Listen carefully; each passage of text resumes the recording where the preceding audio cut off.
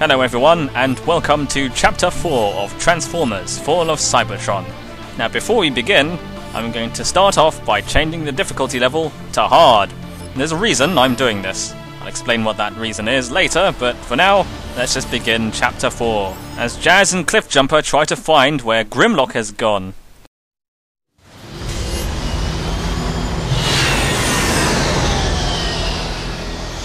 This is as close as I can get to Grimlock's last known location until the rust storm clears up.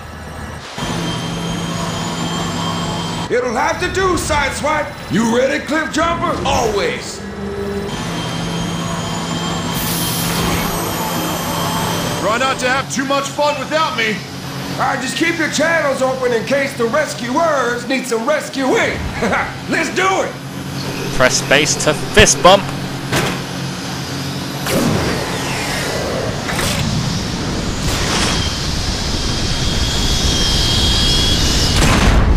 It's a good thing there's no fall damage in this game. My sensors are jammed.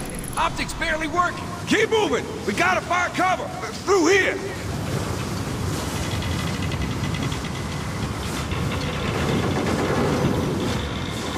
Look out!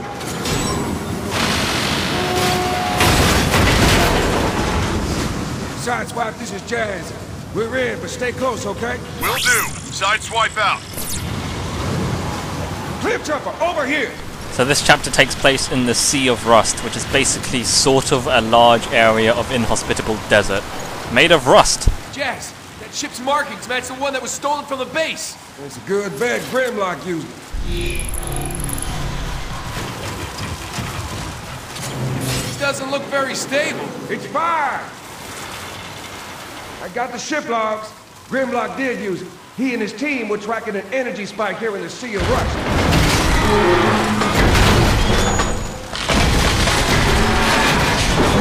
See? Under control, baby. Can't believe you outranked me. That looks like Grimlock made his way through here. After you. Grimlock leaves quite the trail.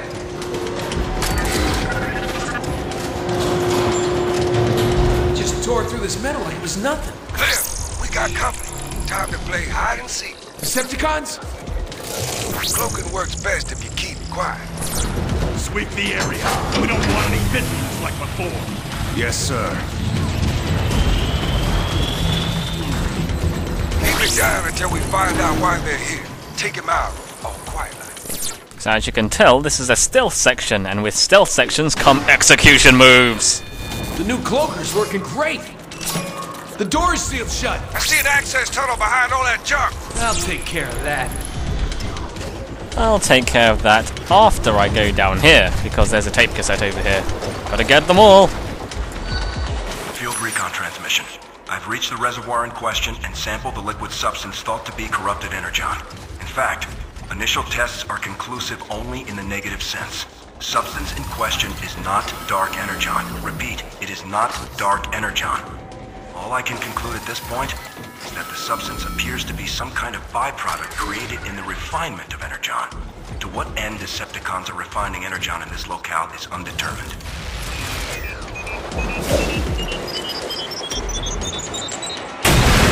There, an access tunnel. We'll find Grimlock faster if we spread up. Keep the channel open. See inside. Okay, for Chapter 4, you're playing as Cliffjumper. And Cliffjumper's thing is that he's the stealth guy for some reason. He has this cloaker, which makes him invisible. He has execution moves. That is completely silent, by the way, despite the fact that you just punched the guy and made really loud clanging noises. No one can hear that.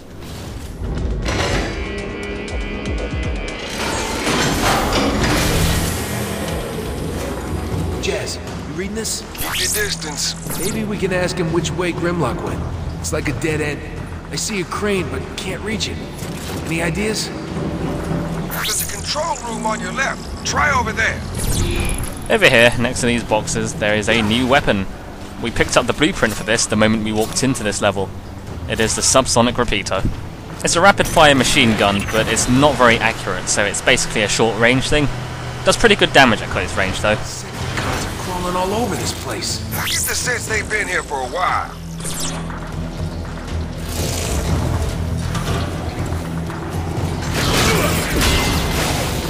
Jess, some of this tech looks pretty recent. Decepticons are using this as some kind of waste management facility. The kind of waste you get from milling energon. The sea of rust? Coming from somewhere. Grimlock knew something we didn't. Find a way upstairs. Experimental cloaking technology test subject, Cliffjumper. Well, we have quite a bit of money now, so we might as well spend some of our Cybertron fun bucks on some upgrades. Let's make our vehicle mode weapons stronger. And this one reduces the price of those little usable secondary weapons. And here's the ion ability dampener. That one's actually quite useful, especially for this stage, because it reduces the cooldown time of your special ability. And in this case, it reduces the time it takes for your cloak to recharge, so this means we'll be able to cloak some more, which is good. Of course, this is a stealth mission, so I want to be as stealthy as possible. And incidentally, the reason why I changed the difficulty level from normal to hard mode is because if I don't do that, then stealth becomes a bit trivial, because you can just fight your way out of most of the encounters. Like, there's no real reason to stay in stealth if you just keep it on normal mode, so I decided to make things a little bit more challenging by putting it on hard mode. Notice that Cliffjumper's vehicle mode actually has a quieter engine to accommodate the stealth. Cliff, picking up a lot of Decepticons just ahead. I'll deal with them. Just find a way for me to reach that control room.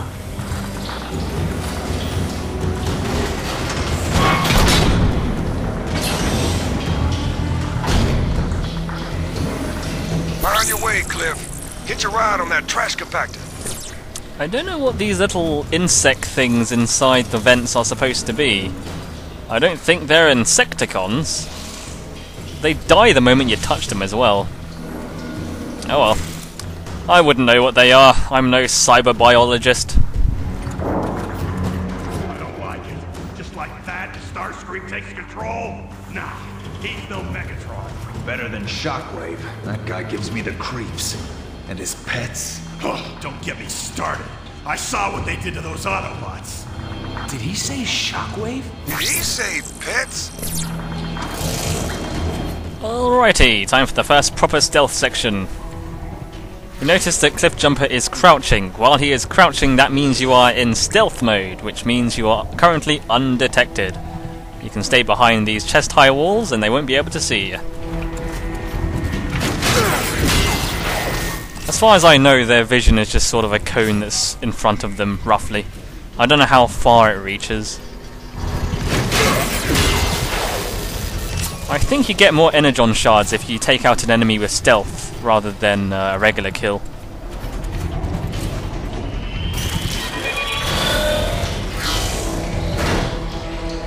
Cliff, the controls for the trash compactor are just ahead. Use it to hitch a ride. And yeah, going into vehicle mode allows you to use these vents. And when you're in the vents, you have the red line going across, which highlights where the enemies are, which is kind of useful. Doesn't really make sense though. Like, why would I only have that ability while in a vent?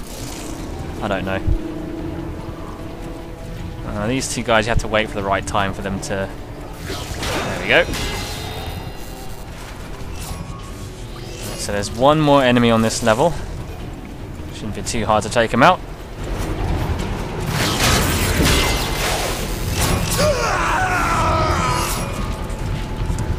Okay.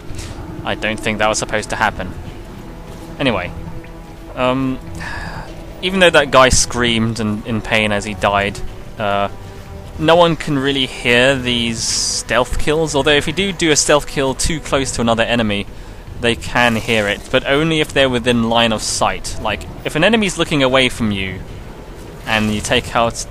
I don't know, say if there's two enemies, and they're both looking away from each other, you stealth kill one of them. If they're relatively close to each other, then the other one will know that you've killed him. But if there is a wall in the way, he will not. It is sort of like a line of sight thing, rather than sound. I'm not entirely sure how it works. Either way, you should be a little bit wary of doing stealth kills on enemies that are close to each other. I mean, here's an example. Okay, these two enemies are pretty close to each other, but there's a big pillar in the way. So this guy is completely clueless of his friend who just, like, screamed in pain. And since there was an object between me and the other guy, he just didn't see it. So, yeah. The cloak meter works in a similar way as it does in Team Fortress 2 with the spy. You have a cloak meter, while it's cloaked it slowly drains, but you can deactivate it early to save on the cloak meter. Never have I observed such a traumatizing sight. An entire city of rust. Everything down to the last bolt is encrusted. Severe oxidation, pitting the metal surface, gradually deforming its shape. I fear for the health of all Autobots. The supply of energon may be on every Cybertronian's mind, but I have observed the encroaching influence and effects of rust on many Autobots. We must be ever vigilant to its presence, or this city will overtake us all. Okay, well, that's the end of this particular stealth section. There it is there. Once you go through that door, you're basically home free. In fact, there's an achievement for making it through this trash compactor section without getting caught. But, I'll show off what happens if you get caught. I was about to ask you the same question. As you can see, I got caught, even though the guy was looking away from me as I stealth killed his friend. He still saw that I killed him. And, oh, that went up there. Right, well, getting caught raises the threat level, and that releases this door, which has 2 shotgun-wielding enemies in it. They all come out looking for you. But this hidden room that doesn't open unless you get caught has some hidden goodies in it, like these weapons, some energon shards, and this poster of a female Autobot. Okay. Yeah. I never understood the female robots in the Transformers. Never really made sense to me. I mean, there was an episode of the original cartoon that focused on female Autobots, I remember. And then there's RC, who's sort of the token female one. And she's in Transformers Prime, and I actually like her a lot. I just find it weird because they're transforming robots. How does gender even apply? I mean, if they should be any gender, then they should be transgenders. Because they're Transformers.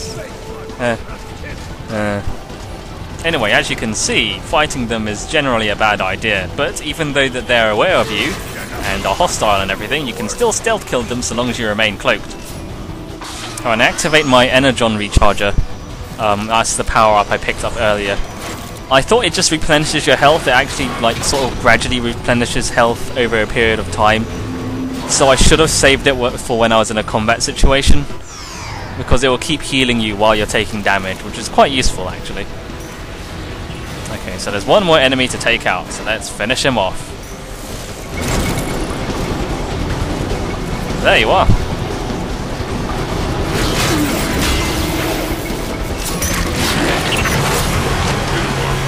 Yeah, because I blasted all you fools. Cliff, you know you have a cloaker, right? Look, I can position a crane to get across. That thing looks pretty rusty, Cliff. Don't make a scene. It'll be fine. Okay, let's re-equip ourselves at the Teletran store. Got some shopping to do. Records indicate probationary status for you, Cliffjumper. I should elaborate that when you pick up a blueprint for a weapon, it makes it available at the Teletran store, but you still have to actually purchase it in order to use it. Once you purchase it, though, you are free to equip it whenever you want. So there's only a one-off cost for buying weapons. So if I want to like switch over to the Pathfinder, which has already been purchased, I just hit equip, and it doesn't cost anything, and I'll switch out. I'll just buy an upgrade and bring the crane over.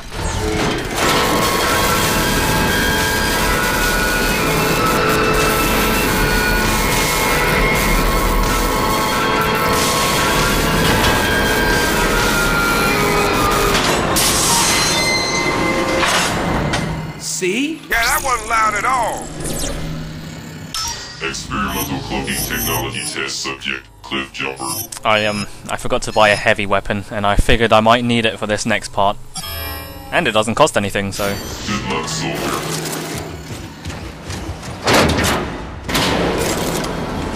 Cliff, you got company. Wonder what tipped them off. You're not helping. So as you can see, the subsonic repeater is pretty useless at long range. It has pretty poor accuracy. They got rockets! I know! Luckily, I brung this along for this exact reason.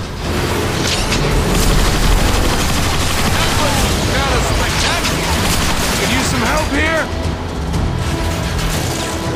I always forget how much damage you take in hard mode. And actually doing any sort of attack brings you out of stealth mode. Listen, it's no use, man. Get out of there! I hate it when you're right! I'm entering what looks to be some kind of ancient tomb. You're all out of my visual range. Signal weak from the storm. Keep me posted till I can catch up. So we're exploring an old Cybertronium tomb.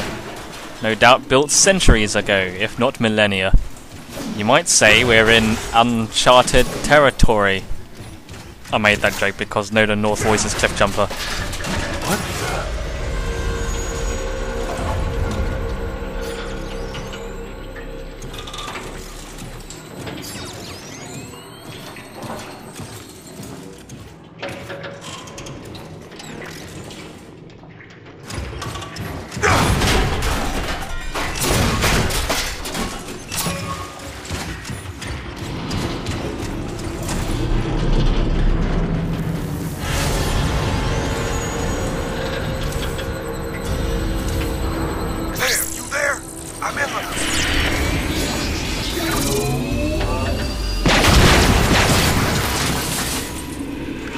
I showed that talking globe who was boss. You read me. That car's using a stealth cracker. That beam will see right through your cloak. So as Jazz said, the green beam will see through the cloak. But that doesn't mean we can't stealth kill it. Damn! Rush storm is picking up! Brace yourself!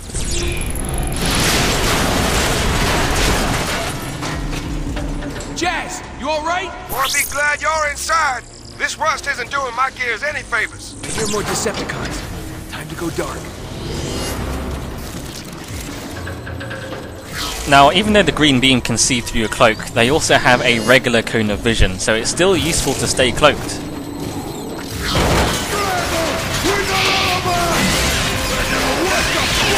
It's important to take out those guys first, because if their green laser beam does actually see you, or if they become hostile in any way, they have the ability to jam your cloak.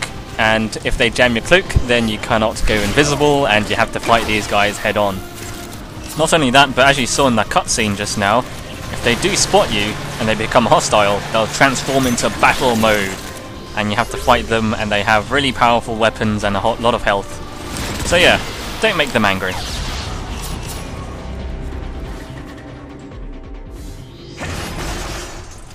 Oh well, that's that problem dealt with. No trouble. You might have noticed that Cliffjumper has the exact same body model as Bumblebee. He has the same vehicle mode, same body. Only his face is different. This is one of the things that is weird about Cliffjumper, is that he's kind of been represented as a clone of Bumblebee. Physically, I mean. He has a completely different personality, but basically it comes from when they made the original toys. And the Cliffjumper toy was basically just a repaint of the Bumblebee toy. I evaded detection longer than any other Autobot. Me, the invisible scout. The vents are also an excellent place to launch an ambush on the enemy. I held my own for many cycles, but Decepticons are tireless. And I, running low on energon, was not. Time has no meaning to an Autobot in stasis. No meaning at all. Well, you can tell this guy was a laugh at parties. That wasn't so tough. What do these tombs belong to? They sure got around. The ancients prided themselves as star explorers. These tombs must be where they kept any cosmic souvenirs. The rust hasn't been kind. I never like when they do that. Whenever they call like an old ancient, like fictional civilization, the Ancients, it just strikes me as being lazy. Like they're trying to make them sound mysterious, but it doesn't. I don't know. Just calling them the Ancients just seems half-assed. It's like if we found a civilization on Earth that predated everything we knew or cared about, we wouldn't just call them the Ancients, would we? We'd give them like a name to distinguish them. Like, what if Cybertron had other civilizations from the past? Are they all Ancients? Like, you know, it seems kind of dumb to me. Audio logs. That's all we hear about these days. Since the general evac order went round, all good Cybertronians are expected to record their impressions, recollections, and insights as to how we got into this calamitous mess. For the data net. For posterity. What do I know about posterity?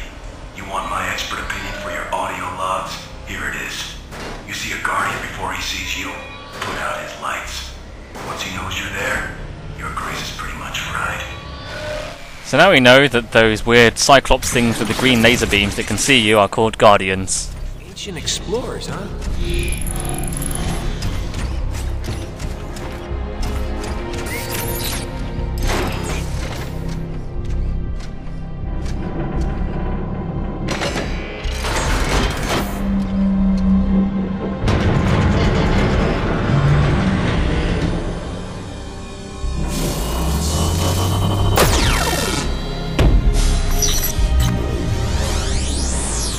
Would you look at that? Jazz, I've stumbled into some kind of ancient map room of the universe. Does the map point to something big and ugly named Grimlock? No.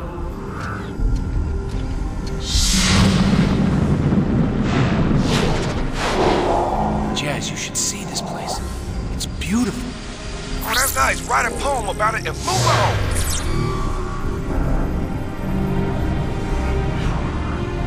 You suppose the ancients visited all these places? Jazz? Huh. Signal cut out again. You know, that model of the solar system just now only had 8 planets. So apparently, even the ancient explorers from old Cybertron knew that Pluto wasn't a planet. How about that?